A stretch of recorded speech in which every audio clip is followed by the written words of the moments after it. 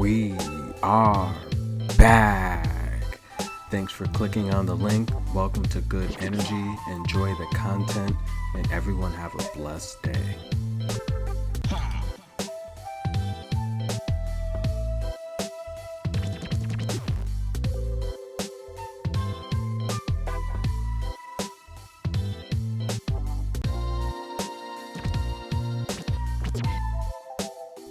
And we are back.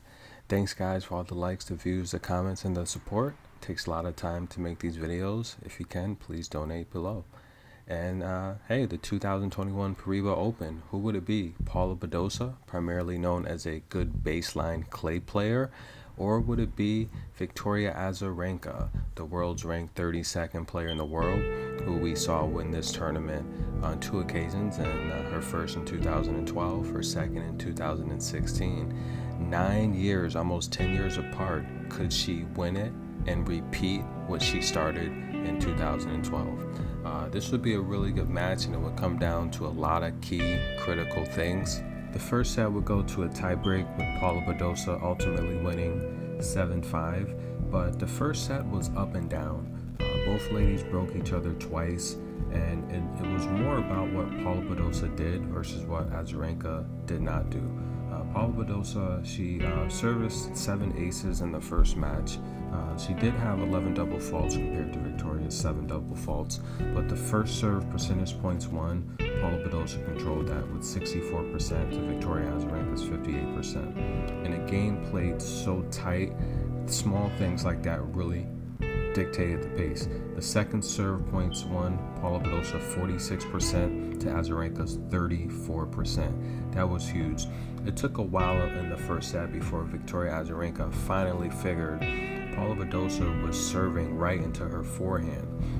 As the second set would start, you can see the adjustments Victoria Azarenka made in her game, and she took that well into the second set, cruising to easy victory in the second set.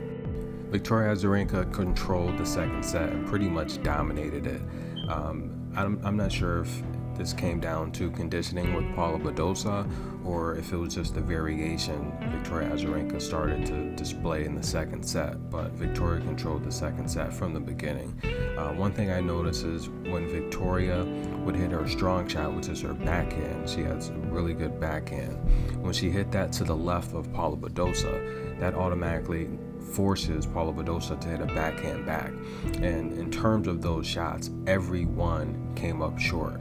So that was a very good strategy for Victoria Azarenka. Now, Paula Badosa can play with both hands, so remember that. Early on in her career, I thought Paula Badosa was left-handed, but no, she is right-handed. And that's how she plays, although she can produce pretty good strength in her left backhand as well. But the reality here is, in the second set, I'm not sure if it was fatigue, but her forehand dropped from an average of 70 miles per hour to 66 miles per hour. So that could have been fatigue as well.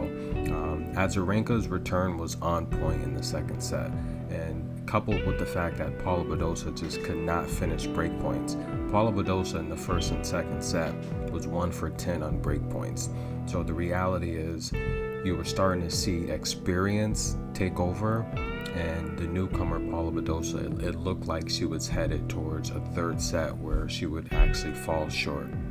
Broken twice in the second set, Paula Badosa had a clear lack of energy. She looked down, as the image there shows. We were even starting to think maybe that shoulder was starting to bother her because her forehand speeds were down so dramatically. Victoria started to beat Paula at her own game, and a lot of people are not aware, but Paula Badosa has never played 6 matches on tour before today. She would actually play 2 today, which is amazing. She's gone 3 sets, but she's never had a 6-match game on tour before. So this tournament here, again, very prestigious, known as the 5th Slam, $1.2 million up for grabs. The third set would see what both ladies were made of. One critical thing I noticed happened in the third set, the crowd shifted their energy and their cheers to Paula Badosa. That I cannot believe, because the crowd was overwhelmingly cheering for Victoria Azarenka the whole match. The third set, I think the most important game after a 1 hour and 20-minute first set. The third set, the most important game was 2-2. With the Paula Badosa on serve with a chance to go up 3-2. And Victoria Azarenka came back from down 40-15 to force a deuce.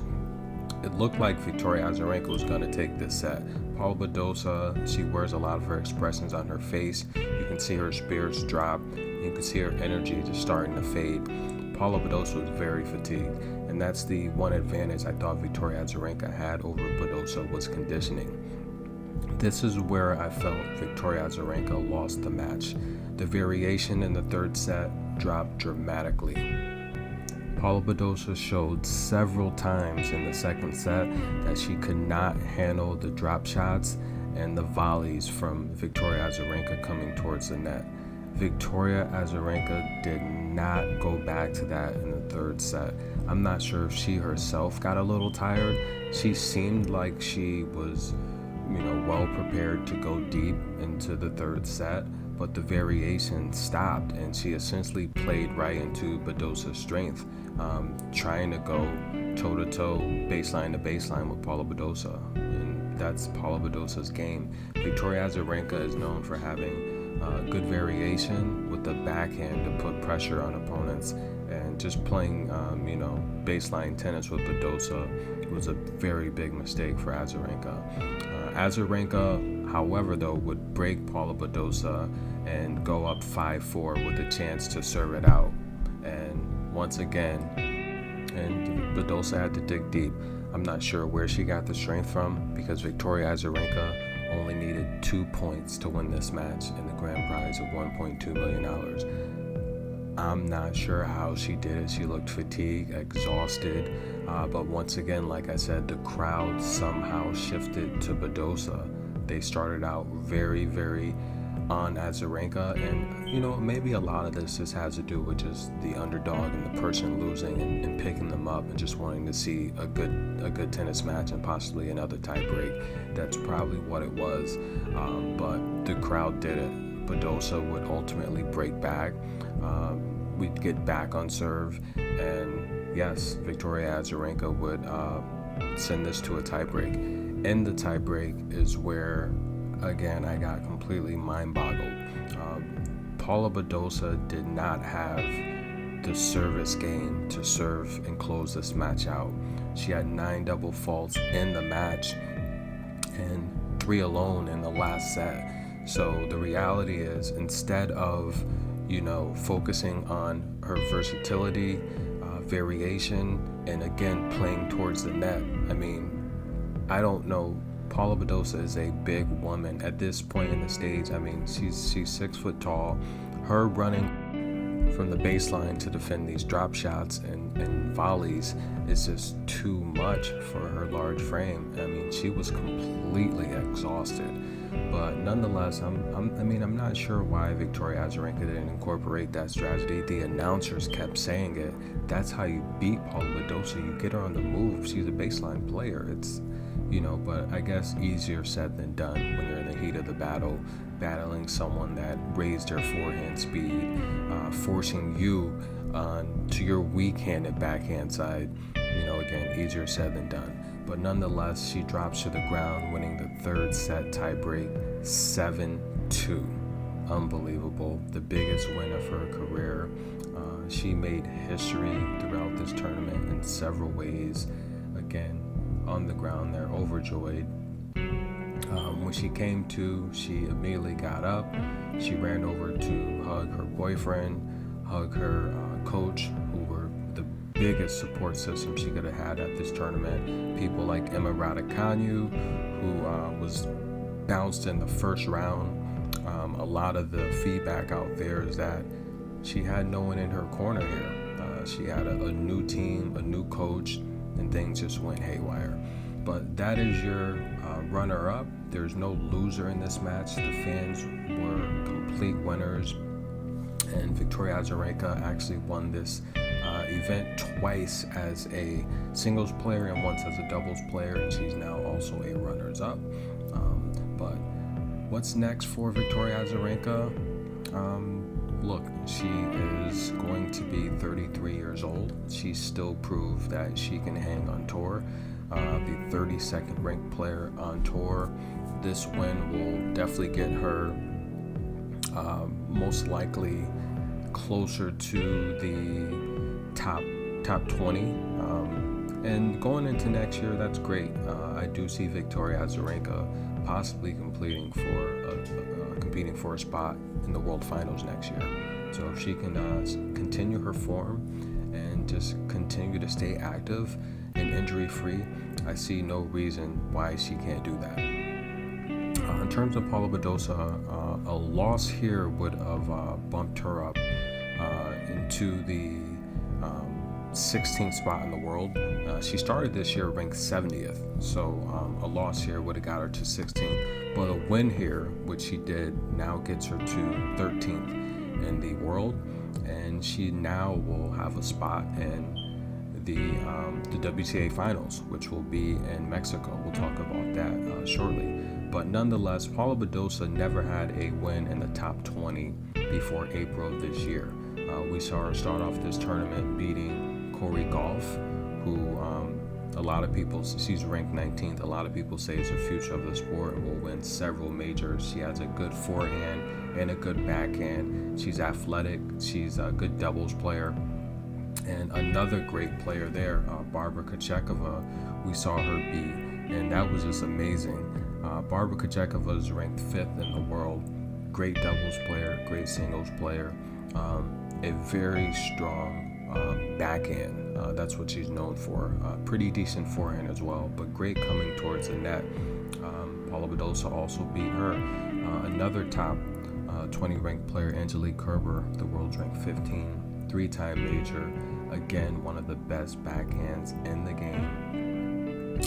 Very strong forehand. I'm sorry, her forehand's much better than her backhand. But the reality, especially left-handed. And then Ons Jabeur, who, doesn't really have a strong backhand or forehand, but is good at the slice, good at the drop shots, good at variation, good at mixing you up, playing a mental game to keep you off balance. And a lot of people just fall to that different, variation that she throws at players, and then next thing you know, you're down a set, and then you're struggling to get back in the match, and Jabeur cruises to a win.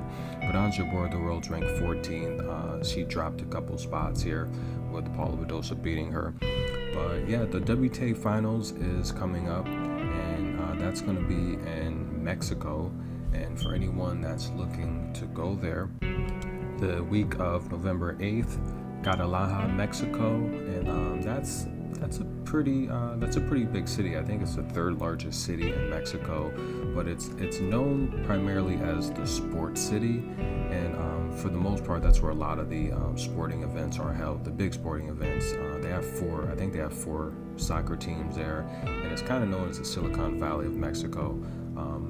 It's, from what I understand, it's a lot safer than Mexico City. So for anyone looking to go there, a lot of the large companies of the world have offices and business facilities there. HP, GE, Intel. But yeah, it's the western.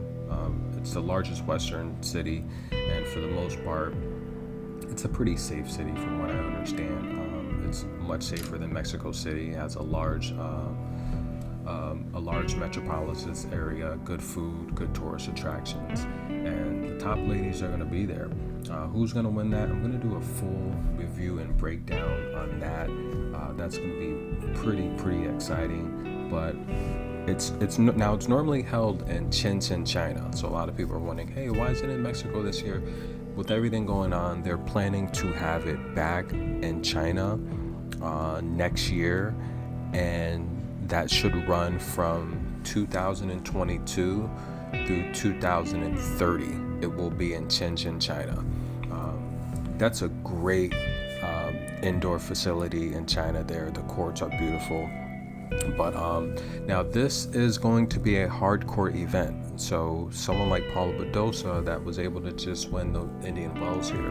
The Indian Wells, apparently, from what I understand, played and plays much more like a clay surface, so it's really soft. Even though it's a hard court, it's really soft. So a lot of the faster players like the Barbara Krejcikovas or the Corey Golfs, they struggled on this surface because it looks fast and hard, but the reality is it plays much more slower, comparable to a clay surface. And the type of surface you're playing on plays a big factor in who wins these tournaments. Now, going into the finals, we will be playing on a hard surface. It's a shame we can't get someone like Corey Golf in the finals yet, but I guess in due time, right? In due time. But nonetheless, here, let's take a look at potentially who we'll have in the finals. Of course, Ashley Barty, the top seed in the world, will be there. Sabalenka, it will be good to see her there now. Now, we saw Sabalenka in the non-invitational finals, and that power, it's good to see her in the final 10 eventually. Barbara Krejcikova, again, like I always say, one of my favorite players on tour because of her tennis IQ. She can play towards the net, baseline, has a nice mid-range game, has a nice backhand, has a nice forehand down the baseline. I'm very, very high on Barbara Krejcikova's game. I really like the fundamentals and the players that play with the fundamentals.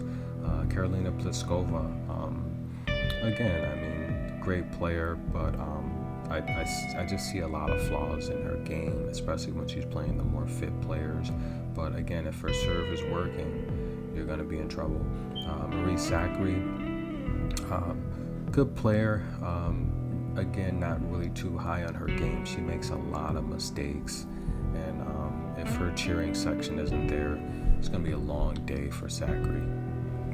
Garbina Muguruza, multiple slam winner. You cannot erase the history she has in the sport, especially at the Australian Open, defeating Serena Williams. Anytime you beat Serena Williams in a major final, then that's you're in the history book for sure.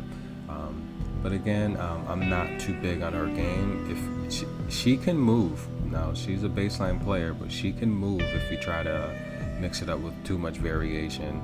But again, I think she struggles a lot against the more athletic players, and those type of holes, those are scouting reports, and a good coach, players like Garbina and Pliskova, a good coach can beat those players if their tennis players execute the game plan. Iga Swiatek, good player. She has a major under her belt, but much like Ostapenko, will we see her win another major? I don't know if we will. These one-time major winners, you can't take their place out of history. But much like Emma Raducanu, once that Cinderella run is over and they adjust to the consistency of the tour and the scouting report is out on them, it's tough for these players to have long-term success.